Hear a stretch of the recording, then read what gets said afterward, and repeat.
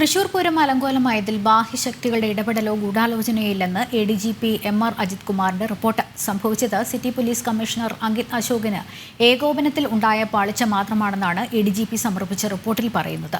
ദേവസ്വങ്ങൾക്കെതിരെയും റിപ്പോർട്ടിൽ പരാമർശമുണ്ട്. അന്വേഷണ റിപ്പോർട്ട് മുഖ്യമന്ത്രിയുടെ ഓഫീസിന് കൈമാറി.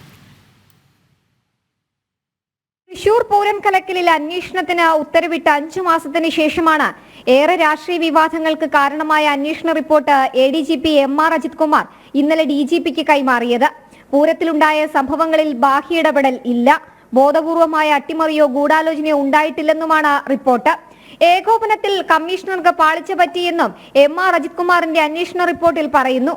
കോടതി വിധി പ്രകാരം ബന്ധസ് ശക്തമാക്കിയപ്പോഴാണ് പ്രശ്നം തുടങ്ങിയതെന്നും പ്രശ്നങ്ങൾ അനുനയിപ്പിക്കാനും അങ്കിത് അശോകിന് കഴിഞ്ഞില്ലെന്നും അന്വേഷണ റിപ്പോർട്ടിലുണ്ട്.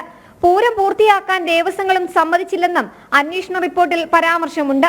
തൃശൂർ പൂരത്തിൽ പ്രശ്നങ്ങൾക്ക് തുടക്കം മുന്നൊരുക്ക യോഗങ്ങളിലെന്നും റിപ്പോർട്ടിൽ ചൂണ്ടിക്കാട്ടുന്നു. മുൻപില്ലാത്ത നിയന്ത്രണങ്ങൾ കമ്മീഷണർ പ്രഖ്യാപിച്ചു. നിയന്ത്രണങ്ങൾ കടുപ്പിക്കുന്നതിന്റെ കാരണം ദേവസ്വങ്ങളെ ബോധ്യപ്പെടുത്തിയില്ല.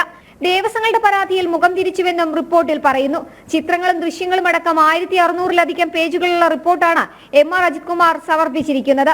അതേസമയം ക്രമസമാധാന ചുമതലയുള്ള ADGP MR അജിത് കുമാർ സ്ഥലത്തുണ്ടായിട്ടും പ്രശ്നപരിഹാരം തേടാത്തതിലും വിമർശനമുയരുന്നുണ്ട്. ജനം, തിരുവനന്തപുരം.